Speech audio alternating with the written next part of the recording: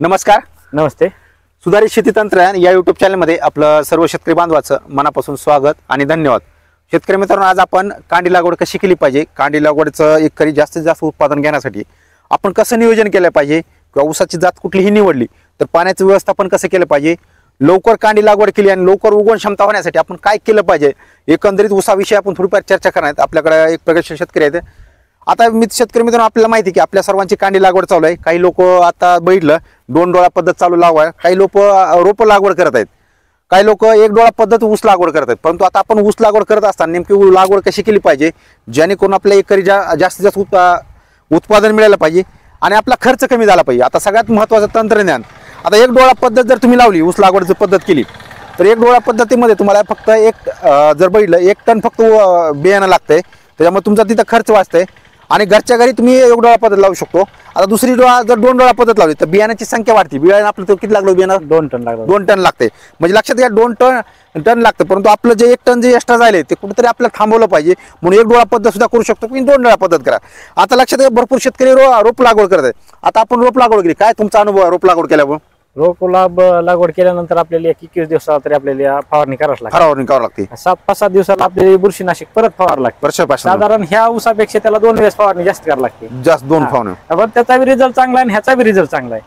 बरं, आता एकंदरीत तुम्ही बघितलं कांडी लागवड आणि रोप लागवड तर तुम्हाला सगळ्यात चांगला फुटवा कुठे दिसतंय किंवा पानाची साईज कुठली चांगली वाटते तुम्हाला? आम्हाला तर कांड्याची वाटते, कारण कांड्याची फुटव्याची क्षमता जास्त आहे लक्षात आम्हाला वाटतं.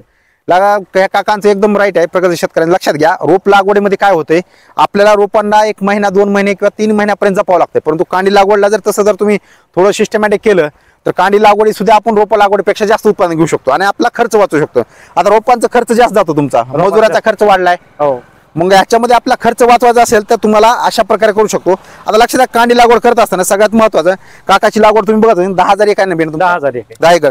आता लक्षात घ्या, लागवड करत असताना 2 बेनामधलं अंतर जास्तीत जास्त ठेवायचे. तुम्हाला इथं कांडी लावली तर तुम्हाला इथं लावायची, म्हणजे 4-5 बोट आपण ठेवतो. हा, कारण काय फुटव्याची संख्या वाढती आणि सगळ्यात जास्त फुटवा जितका जास्त तितकं ऊसाचं उत्पादन जास्त. दुसरं लक्षात, कांडी लागवड जर करत असाल तुम्ही तर कांडी लागवड केल्यानंतर तुम्हाला एक 8 ते 10 दिवसाच्या आतमध्ये खताचा डोस द्यायचा, कारण ह्याचा परिणाम असा होतो की आपली लवकर उगवण होती. आता एक थंडीचा दिवस आहे त्याच्यामुळे आपला ऊस उगवण व्हायला 1.5 महिना लागतच, कारण एक 10-15 दिवसात 5-6 दिवसात ऊस लावा लागले की खत टाकला तर उगवण क्षमता वाढते. उगवण क्षमता वाढते, खत टाकलाच पाहिजे प्रत्येकाने टाकलं. आता ह्याच्यामध्ये तुम्ही कुठलं खत टाकलं पाहिजे ना? Super potash, urea. आता लक्षात, सुपर पोटॅश किंवा 3 मात्रा असलेले NPK असलेले 10-26 टाकू शकतात, 20-20-13 टाकू शकतो, 24-24 टाकू शकतो, 12-32-16 जर टाकलं तर अजून चांगला आहे, कारण फुटवा आला सुरुवातीपासून चांगला करते. आता हे सगळ्यात लक्षात आलंय तुमचं खत.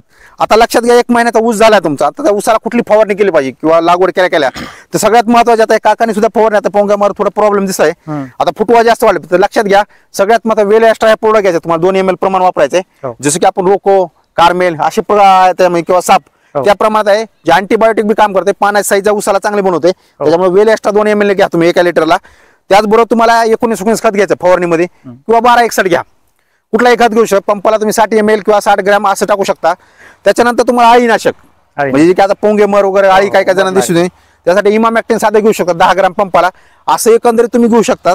अशा प्रकारे तुम्ही फवारणी करा आणि एकरी जास्त. आता लक्षात द्या, पाण्याचं नियोजन ऊसाच्या सुरुवातीला ऊसाला जितकं कमी, आता काय लोकांना जास्त भरमसाठ माहिती, आपलं जास्त पाणी किती पाणी दिलं पाहिजे ऊसाला? आपण 4 ते 5 दिलं 1.5 महिन्यामध्ये. 1.5 महिन्यामध्ये. लक्षात घ्या शेतकऱ्यांमध्ये, ह्या काकांनी बरोबर नियोजन दिले. कमीत कमी 4 ते 5 तुमची जमिनीची अवस्था जर तुमची प्युअर काढायची असेल तर तुम्हाला कमीत कमी 8-10 दिवसांनी पाणी दिलं तर चालते. पण जमीन जर तुमची हलकी असेल, मुरमाड जमीन असेल तर तुम्हाला कमी पाणी द्यावं लागेल.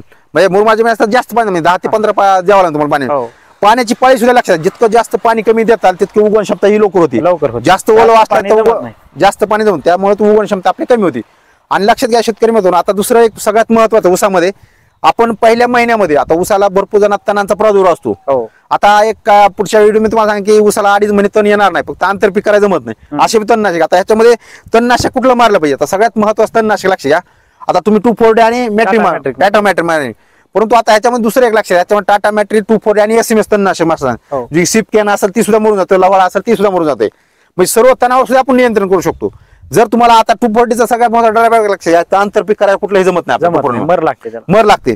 परंतु जर तुम्हाला आंतरपीक ऊसामध्ये करायचंय मग तुम्ही 2,4-D आणि मॅट्री टूपोर्ट नाही SMS आणि मॅट्री हे 2 तणनाशक वापरा तुम्ही, मग तुम्हाला आंतरपीक करता येईल. अशा प्रकारे ऊसामध्ये आंतरपीक करा. आंतरपिकाचे भरपूर फायदे आहेत. आंतरपिकामुळे आपल्या मेन खर्च जे आहे ते निघून निघू जातो. शकतो. अशा प्रकारे ऊसामध्ये योग्य असे तंत्रज्ञान वापरत चला. योग्य कांडी लागवड पद्धत करा. 1 डोळा करा, 2 डोळा करा. काही लोक रोप लागवड करत असतील, परंतु ह्याची सगळी टेक्निकल माहिती घेऊन करा.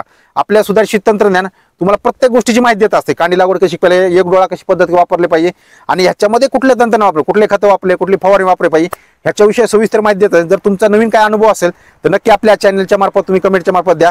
आपल्या काकानी जे की आपलं नाव काय म्हणले पुन्हा, बालाजी रामदास साळुंके, राहणार घारगाव कळंब. यांनी आपल्या अत्यंत महत्वाचा वेळ आपल्या सुधारित तंत्रज्ञान या युट्यूब चॅनलला दिल्याबद्दल मी त्यांचे धन्यवाद. आपले सुद्धा सगळ्यात धन्यवाद. अशाच कमेंट जर असेल तर काही कमेंट करू शकतो तुम्ही. ओके.